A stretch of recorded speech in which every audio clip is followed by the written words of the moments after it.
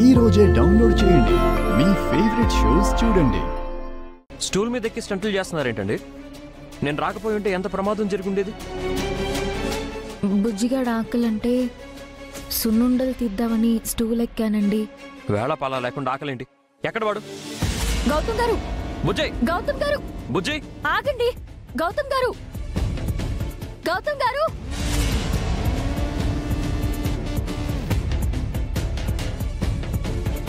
ఇదిగో ఈ యూనిఫామ్ వేసుకో. ఇలా స్కూల్ ఓపెన్ చేసిన తర్వాత టైట్ అయ్యాయి లూజ్ అయ్యాయి అనుకు. పట్టు ఇదిగో.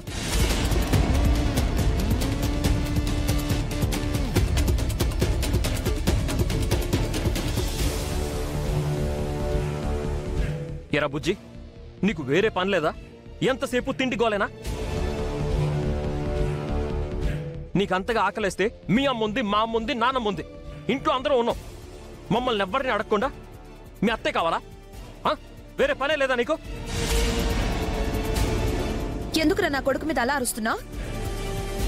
నీ పెళ్ళానికి పని చెప్పినందుక? కాదు, వీడి వల్ల తను ప్రమాదంలో పడబోయింది.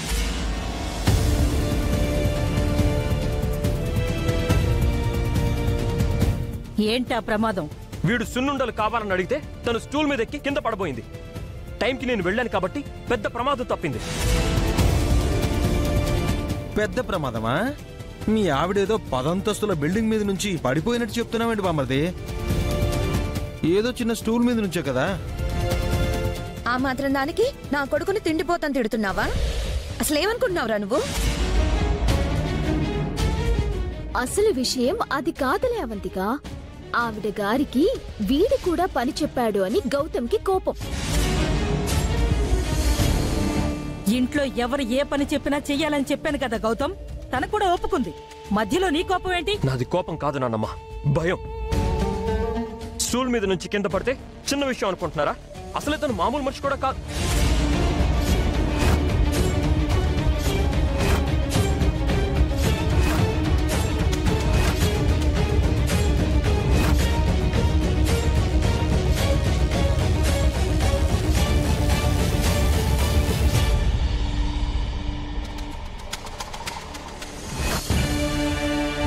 అంటే ఏంట్రా? మామూలు మనిషి కూడా కాదు అంటే?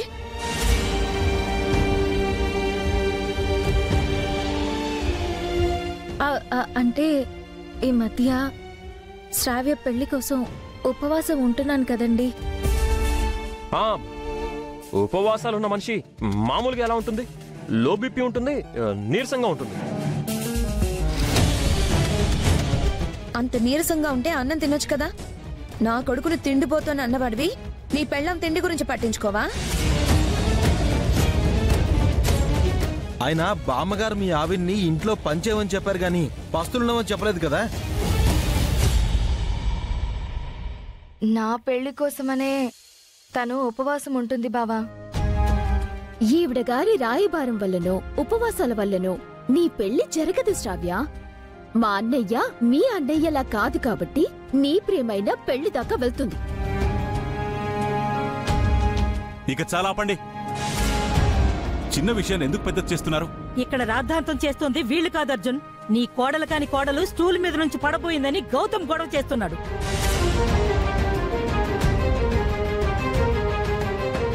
కింద పడితే ఎవరికైనా బాధే కదత్తయ్యా. చిన్న పిల్లోడిని పట్టుకుని తిండిపోతాను అన్నాడు, మాకు బాధగా ఉండదా?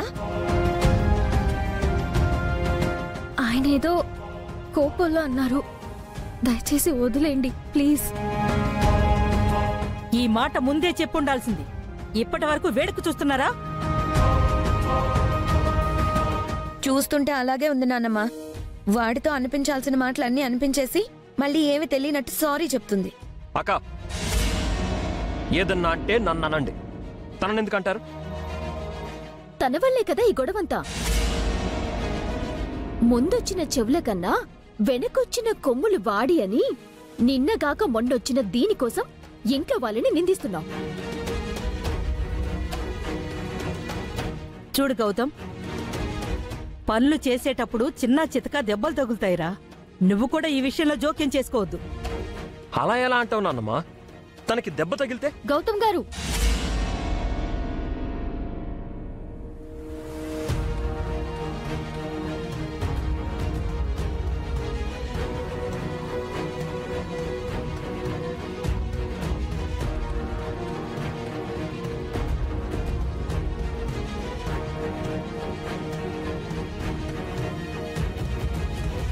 పెళ్ళాం మీద ప్రేమ ఉండొచ్చు గాని మరి ఇంత ప్రేమ, వామ్మో, ఇలాంటి ప్రేమ నేనెక్కడా చూడలేదండి. ఎవరి మీద ప్రేమను చూపించాలో వాళ్ళని వదిలేశారు. మనమెవరూ ఎదురు చూడని మనిషిని తీసుకొచ్చి తన మీద ప్రేమను చూపిస్తున్నారు. భర్తగా గౌతమ్ తన బాధ్యతను నెరవేరుస్తున్నాడు. దాని గురించి ఇంత గొడవెందుకో? గొడవ చేసింది ఎవరమ్మా? మేమా అవంతిక, వాడా? అయిపోయిన విషయాన్ని మళ్ళీ మొదలు పెడుతున్నారా? వెళ్ళండి, వెళ్ళి పని చూసుకోండి. రారా.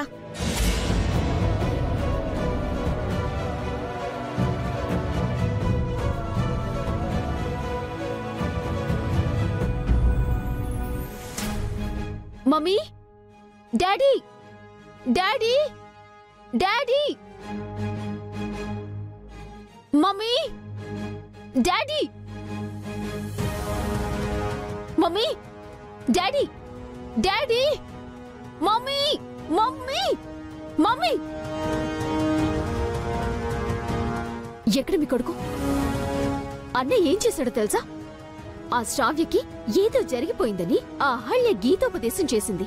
నేను ఏమైనా పర్వాలేదని ఆ శ్రావ్యతో పెళ్లి కప్పుకొనొచ్చాడు. చెల్లి అని వాడు ఎలాగో మర్చిపోయాడు. నేను మీ కూతున్నన్న విషయం కనీసం మీకైనా గుర్తుందా? మీ కన్న బిడ్డకి అన్యాయం జరిగిందన్న బాధ, కోపం మీలో కాస్తైనా ఉందా? చెప్పండి.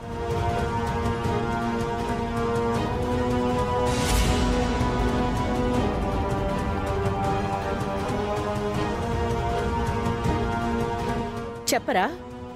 నీ చెల్లెలు అడుగుతుంది కదా, చెప్పు. ఏదో అదృష్టం దురదృష్టమని పెద్ద పెద్ద మాటలు చెప్పి నీ పాటికి నువ్వు పెళ్లి కుప్పుకొని వచ్చేసావు. మరి నా పరిస్థితి ఏంటి అని ఆలోచించావా? నిలువునా మోసం చేసి మరొకరిని పెళ్లి చేసుకుని నన్ను వదిలేశాడు గౌతమ్. నేను అడుగు పెట్టాల్సిన అత్తారిల్లు ఇప్పుడు నాకు పరాయిల్లయింది. ఇక మిగిలింది మీరే కదా. మీరు కూడా నన్ను వదిలేస్తే నా గతి ఏం కావాలి? చావమంటారా? చెప్పండి, చచ్చిపోతాను. చావు అని ఎవ్వరు చెప్పరదితి, బ్రతకమ్మని చెప్తారు. ఏ అన్నైనా ముందు చెల్లెలు పెళ్లి చేసి తర్వాత తను పెళ్లి చేసుకుంటాడు.